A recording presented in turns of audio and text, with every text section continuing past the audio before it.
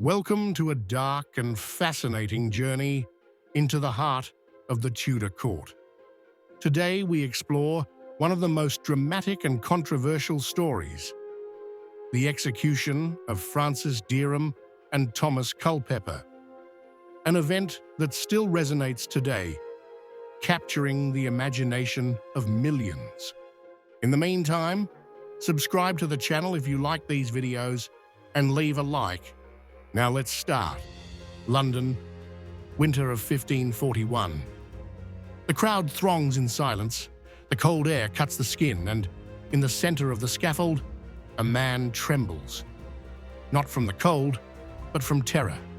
His name is Francis Dereham. In a few minutes, he would be hanged, but not until he died. He would be disemboweled while he was still breathing. They would cut out his heart and throw it into the fire. And it wouldn't end there. His body would be dismembered into 4 pieces, and his head would be impaled on a pike, displayed on London Bridge, as a blood-curdling warning. At the court of Henry VIII, betraying the king did not just mean dying. It meant becoming an eternal warning engraved in pain. It is the year 1539, when Henry VIII, now elderly, tired and physically weakened, meets a young noblewoman of the court, Katherine Howard, niece of the influential Duke of Norfolk. Katherine, barely out of her teens, she was about 15 or 16, was beautiful, vivacious, and everything the king, marked by previous failed marriages, wanted. In the summer of 1540, she became his 5th wife. But Katherine Howard was not the immaculate girl the court believed. Before becoming queen, she had led a turbulent love life. Her first loves were born in the residence of the Duchess of Norfolk, where she had been sent to receive an education. It was there that she met Francis Dereham, a charming, elderly secretary with whom she began a passionate and long-lasting relationship. They called each other husband and wife, a custom that at the time could indicate an unofficial but legally binding commitment. When Katherine entered court, Dereham disappeared from her life, but he returned when she was queen, obtaining a post as her personal secretary. This move aroused suspicion among many courtiers, who were concerned about the excessive familiarity between the two, but the truth was yet to come out. Meanwhile, an even more dangerous figure entered the story. Thomas Culpeper, a young courtier ambitious and close to the king, known for his charm, his elegance, and his reputation as a seducer. Katherine and Culpeper began a clandestine relationship when she was already queen. It was not just adultery, it was high treason, since it called into question the legitimacy of the succession to the throne. Their meetings took place in secret, thanks to the complicity of Jane Boleyn, lady-in-waiting, widow of George Boleyn, and sister-in-law of Anne Boleyn, another tragic consort of the king. Jane organized the nocturnal meetings, risking her own life along with that of the lovers. It all came crashing down in the autumn of 1541, when rumors about Katherine's past began to circulate. A chaplain named John Lascelles denounced the Queen's conduct, mentioning her affair with Dereham, who had spoken openly of his liaisons with her even after her accession to the throne. This deeply alarmed the court. When Henry learned of this, his world fell apart. Humiliated, furious, and hurt, he ordered a thorough investigation. Katherine was interrogated, and although she tried to hide the truth, the evidence piled up. The love letters between her and Culpeper were decisive. In one of them, the Queen wrote that her heart belonged to him completely. Culpeper and Dereham were arrested in November of that year and subjected to harsh interrogations. Culpeper aware that he was close to death, confessed to the affair but denied having had any sexual relations. Dereham admitted to his past with Katherine but swore that since she was queen, their relationship was only professional. The authorities were not lenient.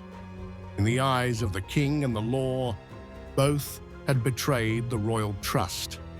In severe Tudor England, treason was one of the most serious crimes and was punished by the most brutal form of execution: hanging, disembowelment, and quartering while alive. The court quickly pronounced sentence.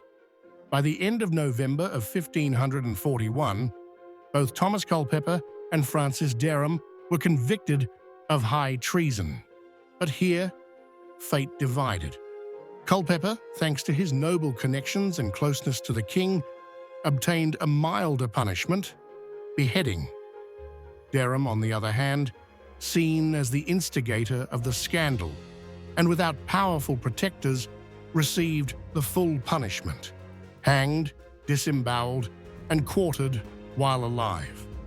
Both were led in separate wagons to Tyburn, the site of public executions. They wore simple grey robes, their hands bound, their faces pale, well aware of their fate. Francis Dereham was the first to the scaffold, accused not only of treason, but of having besmirched the Queen's honour before she was even a queen. He was hanged briefly, almost unconscious. Then, still alive, he was laid on a table. In front of the crowd, the executioner cut open his abdomen, taking out his viscera, which were thrown into the fire lit next to the scaffold, along with his heart. Finally, his body was dismembered into 4 parts, and his head was displayed on London Bridge as a warning. Shortly afterward, it was Thomas Culpeper's turn. He gave a short speech, asking forgiveness from God, the King, and the people of England. He acknowledged his own imprudence, then knelt, placed his head on the block, and was beheaded with a single blow. His head was also impaled on a pike and displayed, while the bodies of her lovers were being dismembered and exhibited.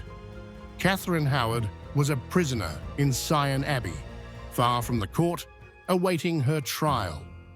The king, deeply hurt and humiliated, no longer felt either love or pity for the young woman he had once adored.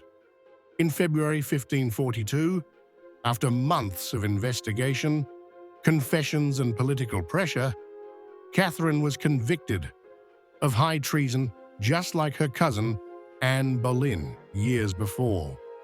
The night before her death, Katherine asked to practice kneeling on the scaffold.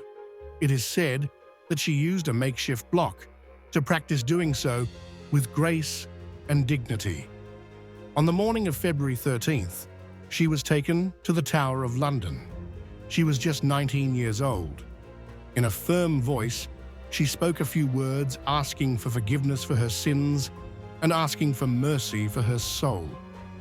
Legend has it that her last words were, "I die as the king's wife, but I would rather die as Culpeper's wife." Although there is no official evidence, this phrase has stood the test of time for its dramatic force. She was beheaded with a single blow of the sword. Her body was buried without ceremony next to that of Anne Boleyn, in the chapel of St. Peter in chains, inside the Tower of London. The story of Francis Dereham and Thomas Culpeper is not just a tale of infidelity and retribution. It is a raw portrait of the power, repression, and fear that dominated court life in Tudor England. Katherine Howard, barely a teenager, was as much a victim of the system as the men around her. Henry VIII continued his life, marrying once more. But his reign was marked by the blood of those women and men who, at his court, dared to go beyond the boundaries imposed by the most feared monarch of his time. That's all for today. And what do you think of this story? Let me know in the comments. Your opinion is very important to support the channel. See you next time. Bye.